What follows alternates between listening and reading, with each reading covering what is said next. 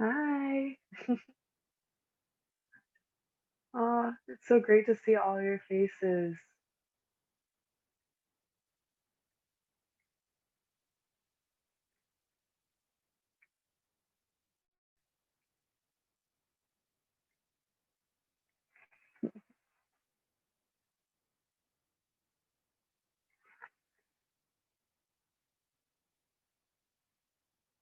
Jam, should I wait a couple more minutes or should we maybe potentially begin?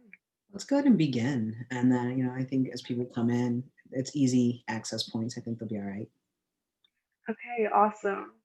Well, first of all, thank you to our panel for being here today. Hi. Um, so for those who do not know, my name is Jalen. My pronouns are she, her, hers, and I'm so excited to be a part of Team Intercultural this semester. I feel like being a part of Flawless, I've always kind of been a part of Intercultural Center, but now like really being a part of the family, a part of the team, it's really fun. So today's topic is new beginnings or Naaaah. We're starting to kind of go into the inauguration is tomorrow. We have so much to discuss. I feel like a lot has been happening in Washington, specifically the last 2 weeks, but definitely the last 4 years. So there's a lot to unpack and talk about there.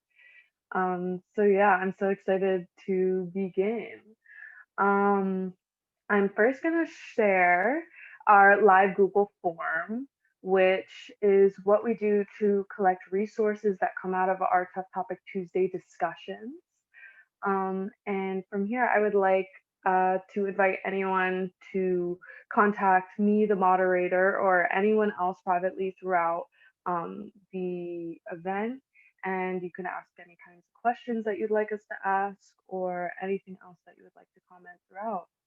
Um, I would also like to invite anyone who would like to introduce themselves and maybe share a few words of why you're here today.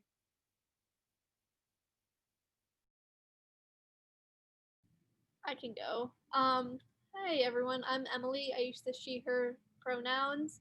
I'm a journalism major, a junior journalism major, and I'm here because Jalen reached out to me. But also, I have some things to say about the coming inauguration. Because like it's good that Trump is out, but also we need to keep critiquing and keep pushing for the things that we need as a country. And just because another white man who's the lesser evil is in office doesn't mean we shouldn't stop like pushing. So yeah, that's why I'm here.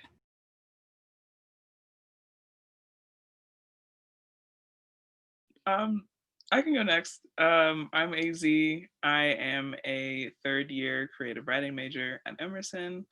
Um, I'm here also because Jalen invited me, but because for the past few months, like probably since, well, for years and years, but especially since May, with the murder of George Floyd, um, everything that's been happening has been something that I'm really passionate about and have been having a lot of conversations about. So especially with the inauguration happening tomorrow, kind of going off what Emily said, just emphasizing the idea that none of this stops now that, we have um, like a Democrat in office again. Like we can't just let everything that happened over the summer kind of fizzle out, which is something that I'm scared about happening. So I'm glad that we get to have conversations like these where we like just continue the momentum and stuff like that. Yeah.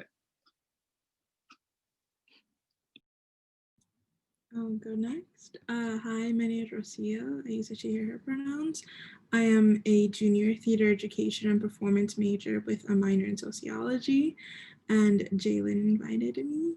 And also part of the reason, to echo Emily and AZ, in the last few months, I've been very wary of a lot of people, especially white liberals, getting ready to just hunker down and not pay attention to the state of our country for the next 4 years, just because we're getting another Democrat in the office, but we've seen time and time again that unless the people push for what we want, then the Democrats compromise. So my hopes is that, within the next administration, people don't stop paying attention and act like we're back to whatever 2015, 12, whatever that looked like, and that we're still in a pandemic, and that we need a stimulus check and healthcare and stuff for all these people that has been neglected and continues to be so.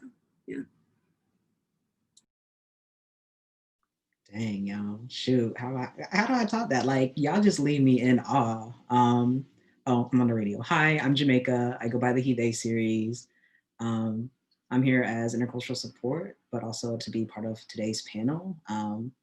Honored to be. I think what brings me here is just, first off, yeah, Jalen asked me too, and I was like, I got you. Like, how could you say no, right? But also to echoing much the sentiments, like the state of affairs. It actually, I don't know, it's empowering to hear folks like younger than me speak so passionately. Like that gives me like some hope, but also to like as an older person, like, okay, like I'm not crazy. Like I'm not like, here are all the things. Just because, I don't know, society can push it in such a way where it has you thinking like, am I overreacting? And it's like, no, you're not overreacting. Like it's plain as day. So like, let's talk about it. So that's why I'm here.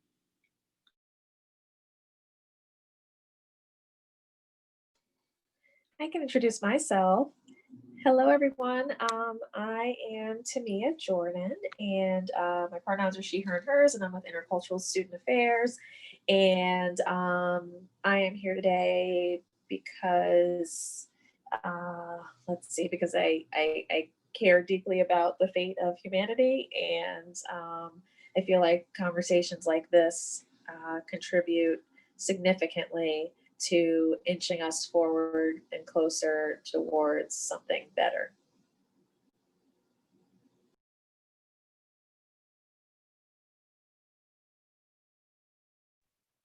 I can also introduce myself. My name is Jaleesa. I use the pronouns she, her, and hers. And I'm also a member of Intercultural Student Affairs. So I'm not here as a panelist, but just kind of also here for support. And every time that a Tough Topic Tuesday happens, I find that I'm really inspired by what folks have to say. So I never turn down the opportunity to witness that.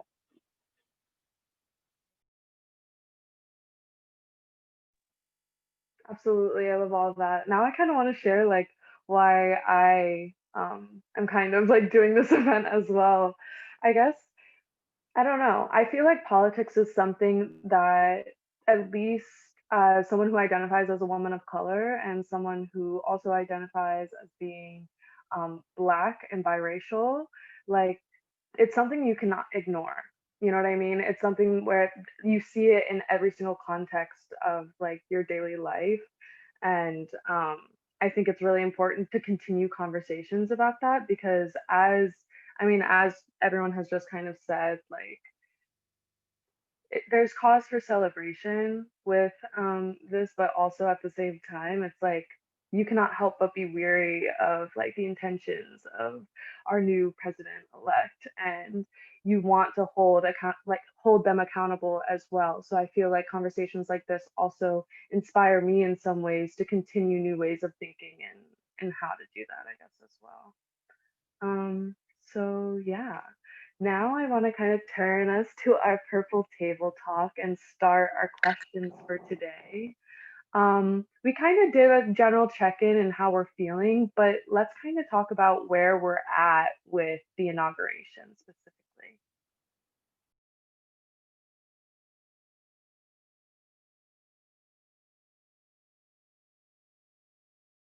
Well, I can speak. I kind of have like mixed feelings. I feel like that's what a lot of people are talking about. Like I'm 100% relieved that Trump is no longer going to be in office. And it honestly felt like a huge like weight off of my shoulders once I realized that we would be moving on from this horrible period of just so much went wrong, and I was not surprised by everything that happened in the past 4 years, but like honestly scared. Like I think that week with the election where the school shut down and I was genuinely like, I can't go outside because, you know, Boston's kind of a hot spot for intolerance. So I was just like, um, yeah. So well, on one hand, I'm relieved that, you know, we can hopefully move on from this, but I have to kind of remind myself, like back with primaries, I was not the biggest fan of Joe Biden, like justifiably so. I don't think that a lot of his views aligned with mine. Like, of course, I feel like most or most of my friends, we were all like, "Go Bernie," and then Bernie was like, "I'm gonna take care of COVID instead." And we're like, "Wow, you're so good, but please, like, just stay." And so yeah, I feel like I said before, this can't be. We have to hold like Biden accountable because, you know, he made a lot of promises and like employed a lot of the platforms of other people that he was running against. But at the same time, we have to be like, now you have to follow up on those. Like, you got us to vote for you. Cool. What are you going to do about that now? And so now I have to kind of go back into the mind state that I was during the primaries and like looking at everything critically and not just like looking at it like we need to get Trump out of office. And on top of that, all the people who had come out of the WordWorks in the past 4 years are still here. Like they didn't go anywhere. They're not leaving once Trump moves out of the White House tomorrow. Um, they're not just gonna like go away. As we saw a few Wednesdays ago, what happened at the Capitol, that's not just gonna stop because Trump's not in office anymore. So um, a lot of mixed feelings. I'm trying to be optimistic, but it's hard. But yeah, that's where I'm at.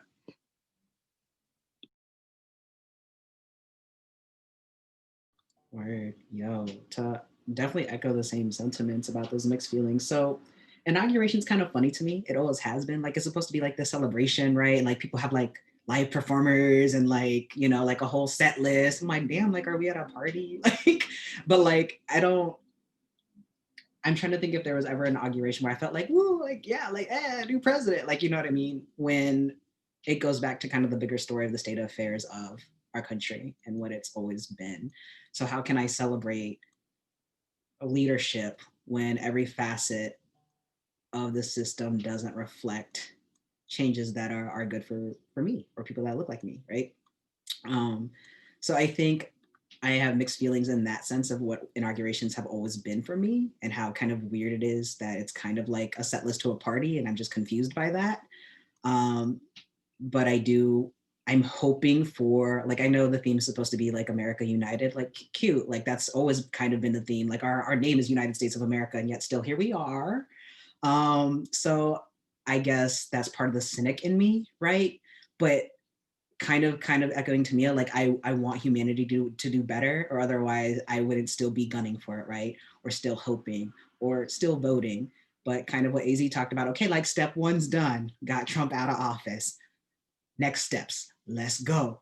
And trying to see if humanity will be the people that I want them to be, but also that I need them to be, like point blank and simple. And I don't want that hopes to be crushed in the way, but maybe that's why like I'm still kind of hoping while still being a realist about it. And so that's kind of where I'm at with inauguration and like the state of the country in general, as well as I will say that it has brought a bunch of conversations, which I think is great, awesome. I think now more than ever, it seems like with a pandemic, well, one pandemic, right, of like COVID, being like, hey, yo, like y'all can't do nothing. So like, what else y'all got to do? Oh, we can talk about shit now. Like, wow, like what a concept. Maybe we should have been having conversations, right? And I know that personally, conversations around politics, around Trump, around his policies, around racism have increased like dramatically. But then like I guess kind of the slowing of the stop in a way, like it being a trend versus like, no, like we should still be having these conversations so that the conversations turn into continued action. There's always been action, right? But now like people seem to be hyper focused because they had nothing else to do in a pandemic when this other pandemic of Black lives being murdered has always happened. It's like, oh, cool. Like now we have your attention. Interesting. Now what? So that's kind of where I'm at. That was a lot. Thanks for listening to all that. I can speak. There's not really much more to add. Everything that was said are my sentiments exactly. I too feel like this is it's bittersweet. Joe Biden was not my candidate, but he's certainly the lesser of the evils. And we had actually a whole Tough Topic Tuesday talking about holding complexities. And so this is one of those complexities that we have to hold. I'm really excited that we have this, powerful Black South Asian woman as our vice president that is so incredibly powerful. And she has a horrible history as a prosecutor. And she's caused so much harm to our community. And it's hard to hold all of that. And it's really hard whenever I have conversations, I need to sort of qualify them, because I want folks to know I'm happy, and I'm mad, and it's all at the same time constantly. And do I believe on some level that, especially after what they saw last year and last week for that matter, 2 weeks ago, but after the uprisings, that we can't go back to who we were, that they have to be pushed even further, even more towards being radicalized than they ever presented themselves to be. Because I will say this is that, similar to Obama, the wool won't be pulled over my eyes twice. You know what I mean? Like, I love Black POTUS. I certainly love Black FLOTUS, and he never presented himself as anything else other than a moderate Democrat. But we wanted to sort of believe differently, because we have this Black man, but that's also all about holding these complexities. I am very happy that man was president. I am very happy he was president, and we took some steps forward and a whole lot of steps back, during his administration as well. So it's hard, y'all. I would like to believe, I was really hoping that this would be the election where we ended in a position where I could be really proud of the person who was selected as our candidate, because, or our president-elect and VP-elect. Yeah, I'll stop there. I guess I can go. I'm just mad, or like, not mad, but mixed feelings of like, we had to settle down for Biden. I wish we didn't have to settle down for Biden, but here we are. And like, one of my main concerns is like, is he actually going to do the things that needs to get done, or is he just going to like chill for 4 years at the White House and be like, yes, I'm doing some things, look, but I'm better than Trump? And like, is he gonna use that as an excuse? Like, yeah, like, I'm not racist like Trump, but like, that's what I'm anxious about. Like, is he actually going to do things, or is he just gonna be like, I'm better? But like, no, you're not, because you're not doing anything. And yeah, and like, I don't, like, a lot of people don't know this, like, his climate change policy, like his Green New Deal, like, it's not the greatest. It excludes indigenous people in the matter. So I'm like, okay. So you want something to be more expensive than the Green New Deal, which includes like giving back land to the indigenous people. So like, you're already showing some racism. So you aren't any better than Trump. So I don't know. I'm just hoping that we are able to hold them accountable and actually push for what we need so we can succeed. And like, Black liberation is also on the table, and Indigenous liberation, something that I personally want to see in the next 4 years to happen. So yeah. Something that I am very wary about after the transitions of power and inauguration, especially with what happened literally a week into January with storming the Capitol, is that the infantilization of these people will continue to occur, and we won't hold them accountable within our practices of justice. There's a lot of problems within the justice system, but if we don't hold these people accountable to what they did and putting people directly in harm's way, and not just like a protest, a lot of reports have been coming out that they had plans to harm people and Congress people. And my big worry is that a lot of people are making fun of them. We've seen this time and time and time again with the Trump administration of infantilizing white supremacy. And that can't continue to happen, because when we do, we let things like what happened that particular Wednesday only multitude, because we're giving the message of, well, that wasn't too bad. It gives them the message of it can happen again, and it will happen. That Wednesday wasn't an anomaly in the stitch of this country. It only continued. And as someone from Central America, you follow the line in history and where it goes, and that it doesn't repeat, but it parallels. And that's what I'm very concerned about, that as a country we'll be like, these people are dumb, they're stupid, they know what they're doing.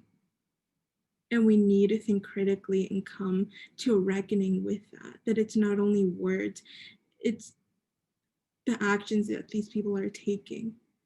And people are acting like, oh, it's not a big deal or whatever. Sure, to you, but the people that will be harmed will be BIPOC, will be disabled people, will be queer people, because we'll be the first ones on the line. And I'm just very concerned that all of this will be thrown in the back burner as we enter the Biden administration and go through the narrative, oh, at least he's not Trump.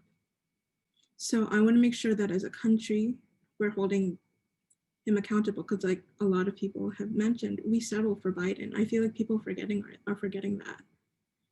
And I don't know, I'm just a realist, but I'm also I'm very hopeful in the ways that we're headed, and especially how communities are rising. We've seen the amazing work that was done in the South, and I'm hoping the momentum keeps going, and that, you know, the average American liberal looks at the South as not only like a bunch of rednecks. No, there's a lot of powerful people there. A lot of communities are rising up there, and they always have been.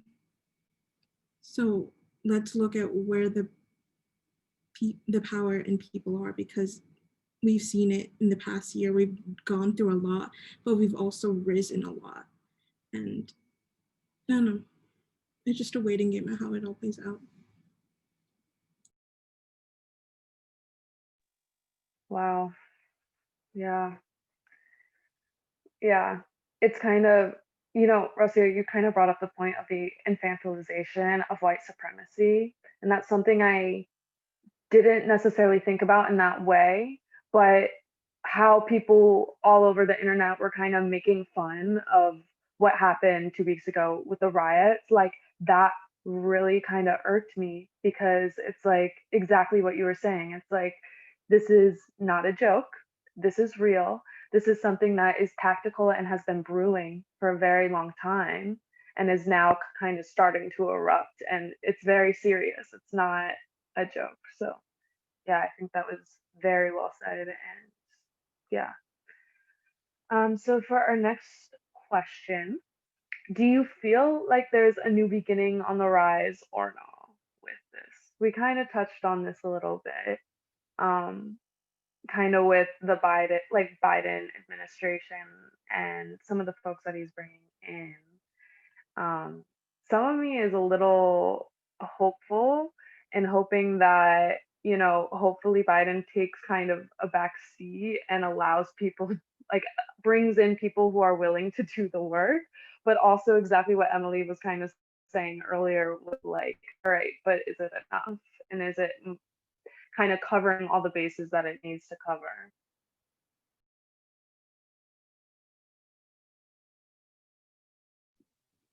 Yeah, I kind of talked about it a little bit, but I understand that feeling of like hesitant hope of like hoping things get different, but or become different. But um I think that it is a new beginning in the sense that we are again moving out of the Trump administration, and I think Joe Biden has a chance to prove to us that he's better. Like I feel like a lot of the people who voted for him, like all of us were talking about, are skeptical and like, okay, we put you here because we didn't really have a choice. So now you gotta prove to us that we did make a right choice and it wasn't a mistake. And so, yes, I think it's a new beginning because it's the like we have the chance now to really push for something, and I think that the difference between Trump and Biden is that it seems like it seems like um, Joe or President-elect Biden is getting is more open to suggestion and more open to like the push of the public, because I feel like we've seen that a lot in the weeks leading up to the election and after it was decided that he was going to be the Democratic candidate. And I'm hoping that will continue throughout the presidency, and it's not just kind of like, oh, well, I got the position I wanted, so now I'm going to do what I want. I hope he'll continue to listen to the people when we're saying the things we want. And uh, I don't think Trump was willing to do that. It's very obvious that his presidency was extreme, like solely for his ego and to just um, everything was based on helping himself. And because he was helping himself, it just so happened to also help a group of people that were like him. It was never really about, um, in my opinion, about the the country itself. So I think that just that simple shift gives us an opportunity to um, more wiggle room, I guess, to make a difference where that we didn't have before. So short answer, yes, I do think it's a new beginning for something. It just really depends on what Biden is willing to do now. Yeah. So, from a journalistic perspective, it's definitely a new beginning because, like, there's something in 2016. There's something called the Trump bump in the journalism industry, where like news became an essential for the nation because everyone wanted to know what Trump was doing and what he was saying, and all the time. And so, like, CNN was the main news outlet, and also Fox, who like coined this term and like made this a reality. And so, like, news industries are now worried without Trump being in office. What are they going to cover? Where are they? How are they going to keep people from watching, reading, listening in? Like, how are they gonna? Because Trump was making people interested in politics, very interested in politics. And like, I know that's a terrible thing to say, but like, why people were interested because they had someone who was entertaining, who was like, oh my god, what is he going to say today? Like, let's go to Washington Post to see what Trump said today. And so, like, now with the pandemic, news media outlets, like big news media outlets, are worried on like how to keep these people engaging with news. And so, like, I personally am not worried because these news outlets should be covering marginalized communities, and that's how they should be forcing people to engage with politics. But of course, like, news media legacies like Washington Post, New York Times, CNN are rooted in white supremacy. So they're not going to do that. They're going to try to figure out an easy way out. And so, like, they still don't have a plan. I'm waiting to see. I'm hoping they do the right thing and actually focus on like Black Lives Matter and Indigenous people and like BIPOC and queer people and like focus on like reporting on the truth of the reality of these people's lives. But again, like I'm hoping this forces news media outlets to have a new beginning. Now that they don't have Trump as a like, I guess, to hold them up on views and reads and clicks. So I'm hoping that starts a new beginning for the news industry. Yeah, I think this transition of power is like one small step in a very long journey that we have to take as a country. I think in the past few months, like Easy mentioned, we've seen when people, especially using social media as a tool to hold this president-elect accountable, he sways sometimes, which is very interesting. We haven't seen that in the last 4 years of the current administration. And because we hit like a very interesting precipice of we're in a pandemic, people aren't working, people are getting evicted, people need healthcare, people are dying every single day. We realize from watching other countries and how they responded to the pandemic that we are lacking in so much. And it's something that a lot of us knew, people who are personally affected by it and see our communities being affected by it, but in the very American individualist way. Now that it's affecting everyone, people are paying attention. And I think we're in a position of,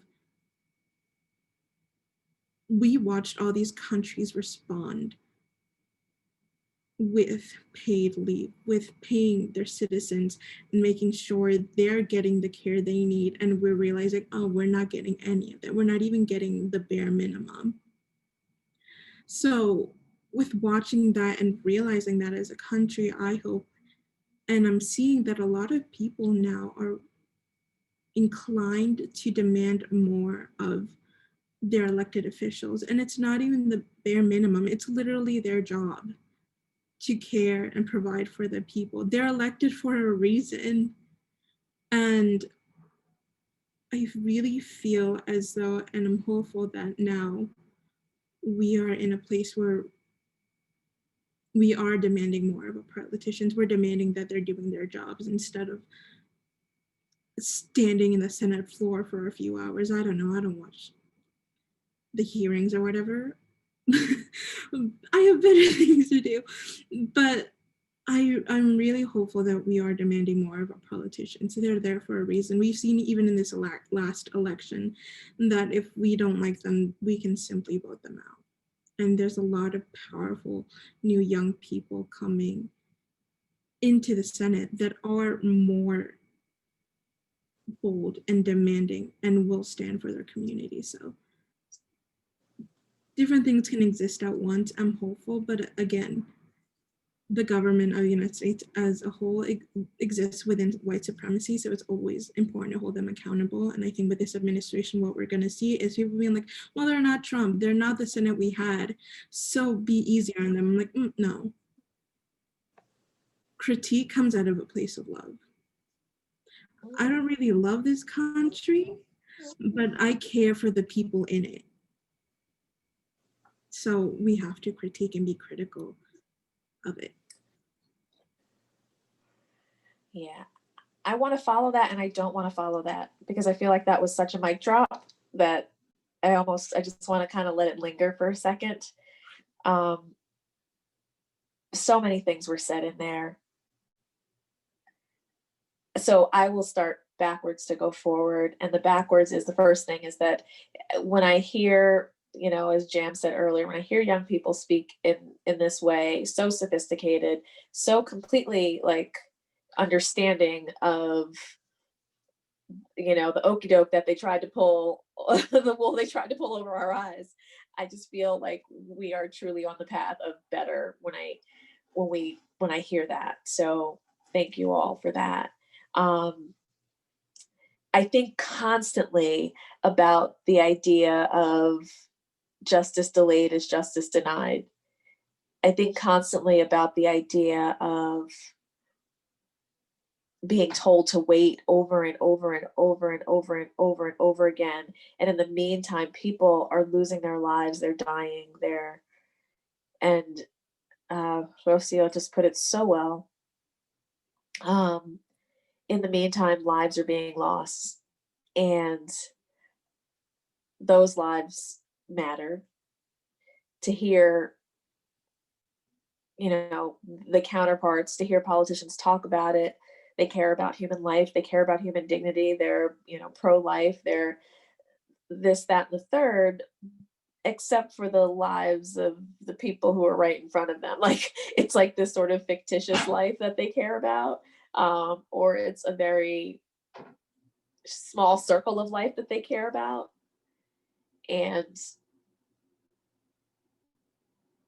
I remember when, I'm going to go back to Obama again, I remember the night of when we reached the Electoral College count for Obama the first time in 2008. And I remember what I said was, like, poor people are finally going to matter. Like, they're finally going to matter. And I'll be honest, I was wrong.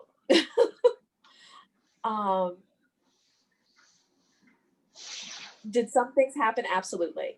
I will not discount that we catapulted forward when we, received universal health care. And it's not exactly universal, but you know what I mean? We got closer to that, closer to the models that exist in other countries, and there's clearly a long way to go. And, I'm believing that President Biden is going to get us closer to that. Let me say this, I am excited that the economic plan that was laid out was incredibly progressive. And that if it is absolutely able to, the one that he spoke about early this week, every day is a blur at this point, but that all the numbers say that if he's successful, that about 70% of children, I think it is, will no longer be living in poverty. And that what's sad though is that apparently that whatever the specifics of that he is pushing forward, I think it's about tax credits and things like that, but that he's pushing forward was previously supported by folks on the other side of the aisle, but now that it's President Biden and Democrats saying it, now it's controversial, but my hope is that we get there, and you don't have to be a perfect human and perfect in this work to move the needle forward.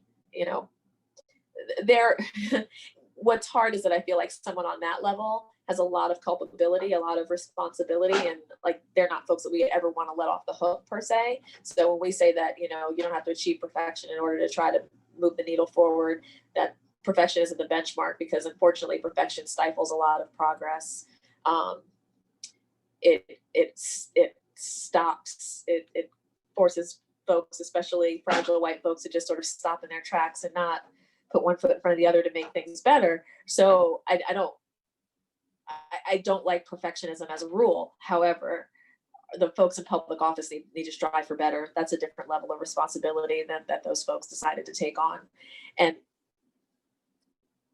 But I am happy to go back to what I was saying, that at the very least, it seems like even after Joe Biden won the nomination of the Democratic Party, even after, he was still pushed further and further left, seemingly. And I know that was part of, why Bernie wanted to keep his name on the ballot, because he wanted that to happen. And I think the combination of Bernie's delegates, the combination of the uprisings, the combination of just the scary atmosphere around the election, the intensity, and then of course where we are after the insurrection, I'm hoping the combination of all of that is what led to this progressive economic plan that's going to have real actual impact, that's going to do the thing that we know that that this country has been capable of for so long. There's no reason that anybody in this country should be living in poverty.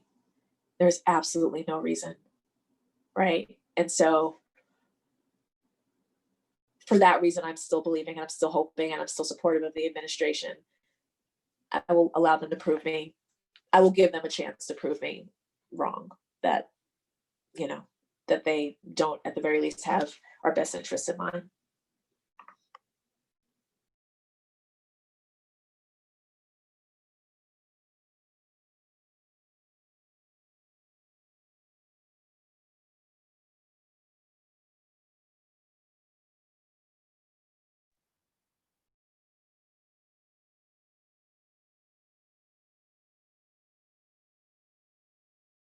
Okay, sorry, I couldn't tell if anyone wanted to add on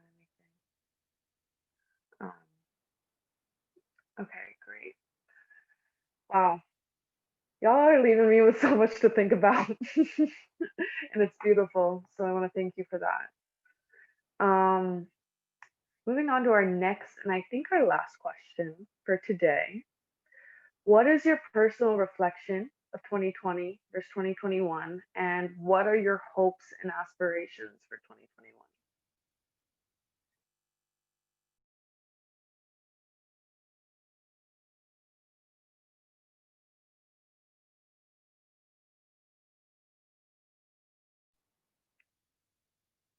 I'll say it again.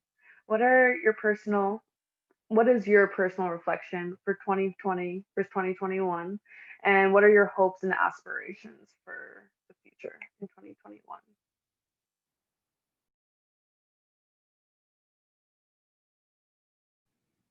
Okay, so as a journalist, I want, like, I'm hoping this shift in president pushes media outlets to like adapt a more non-white supremacist ideal of reporting, and instead of like focusing on objectivity, which pushes very like white supremacist ideals in the reporting, and like focusing on the truth and empathy and reporting things that actually educate people instead of bringing fear, because sometimes just fear is not what you need, but information is what you need. And I hope that my second thing as a human being and an ally, I hope Biden actually listens and actually does something, or actually pushes this country in the right direction to dismantle white supremacy at the root. But yeah.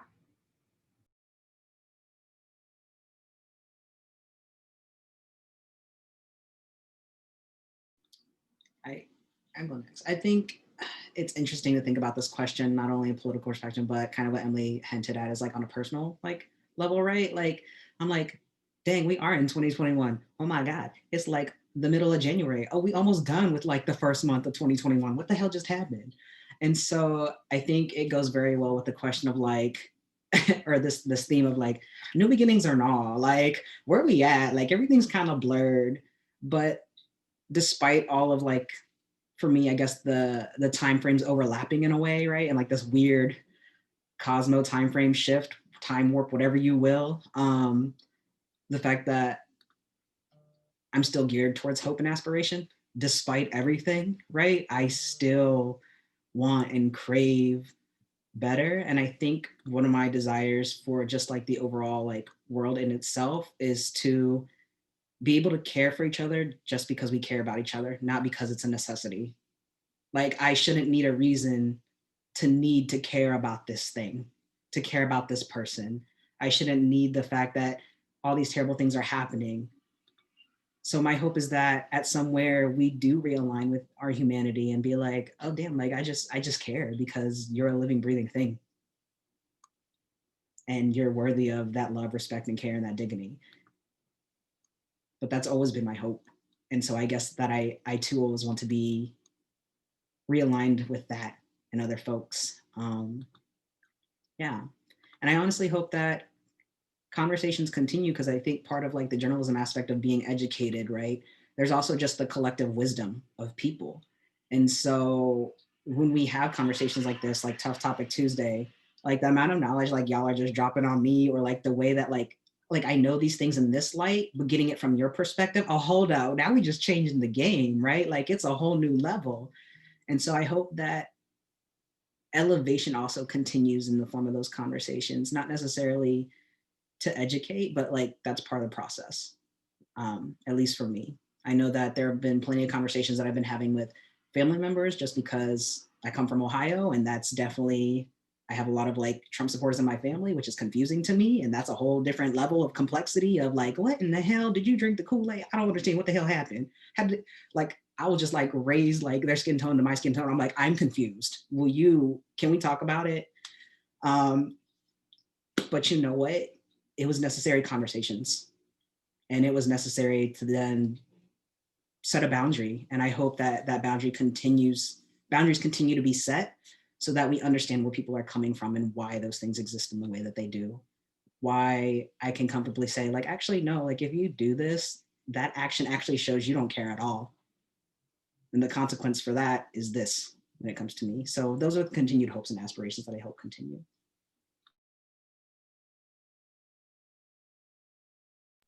Yeah, exactly.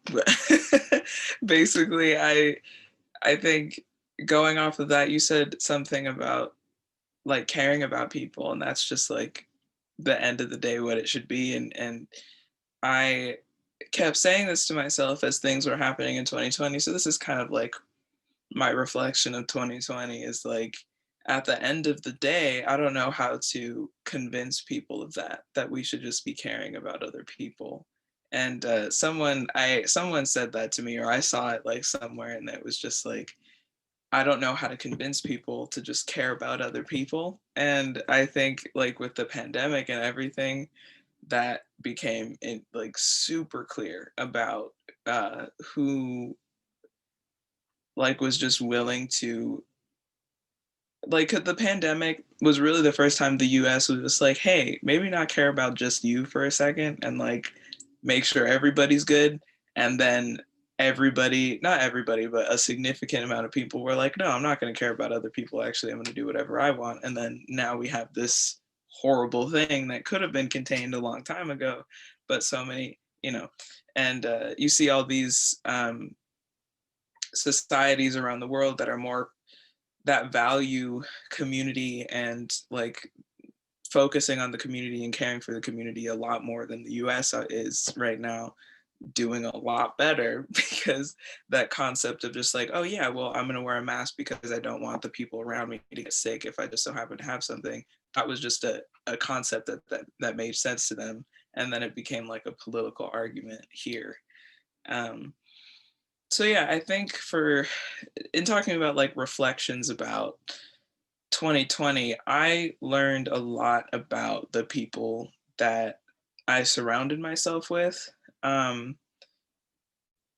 Like with the pandemic and how they were treating the pandemic, because I was living in a household, my mom is immunocompromised, so like when everything shut down, my house like shut down, and then there were my friends who understood, and there were my friends like, oh, like, whatever, just come out, it doesn't matter, like stuff like that.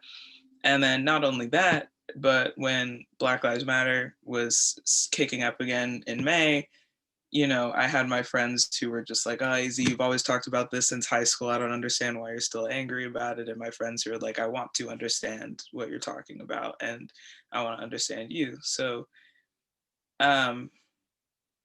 taking all that information into 2021 and really hoping that these global and national disasters don't happen again, but kind of just figuring out how to do that on my own and figure that out about the people around me in general, and just learning that on like the day to day and not when the world is falling apart.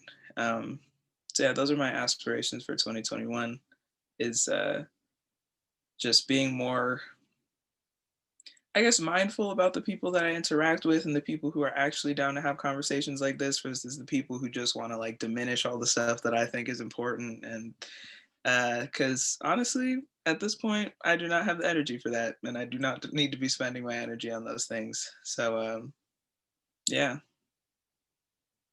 period. um, 2020 was, in like a very shallow sense, was I do not want to live through major historical events ever again. I'm done.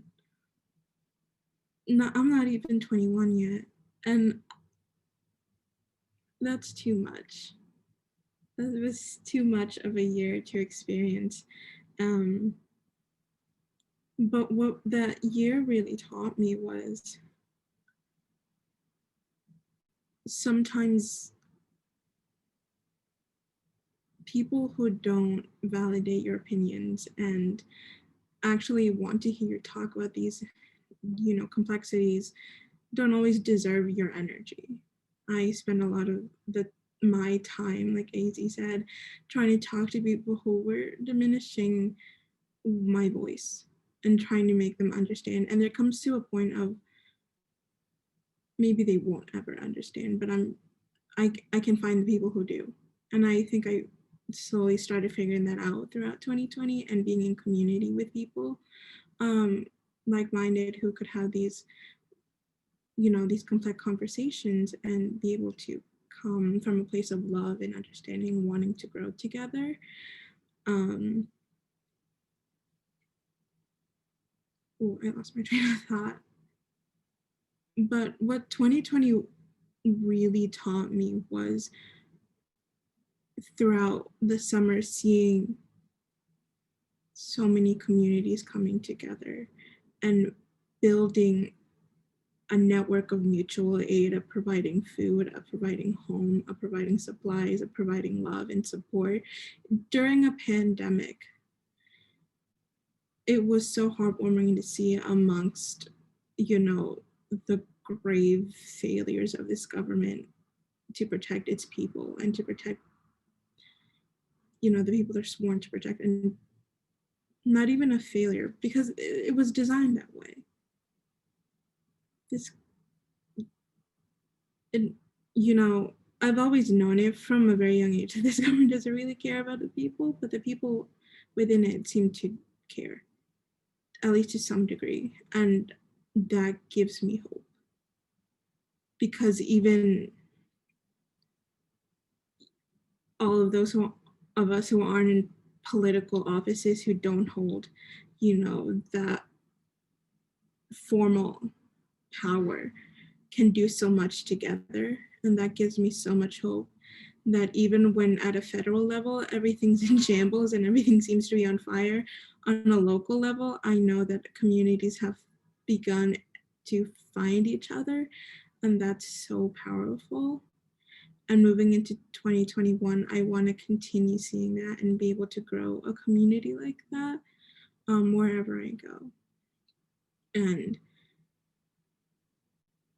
I don't know. I'm very hopeful for someone who is very critical of a lot of things. But yeah, I'm just hopeful.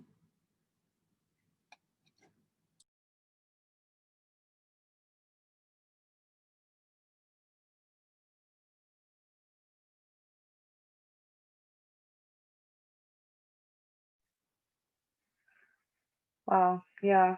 All of that. It's really like interesting to kind of think about this question because for a lot of 2020 we were kind of like enforced isolation in some ways, where we had to kind of do a lot of deep reflection and like come to terms with the things that serve us. You know what I mean? Like what makes me feel good. And like rest is radical in that way, and learning what feels good to you is care and healing. And then it makes you think like now that, and even through all of that, community was still built and people were still coming together and forming incredible movements that, even though in some ways, like through a governmental kind of lens, um, kind of feels like people were not listening. Like what Jam was saying, like the power of the people is everything. What our communities do grow into every facet of our society. And hopefully that can just continue to grow through 2021.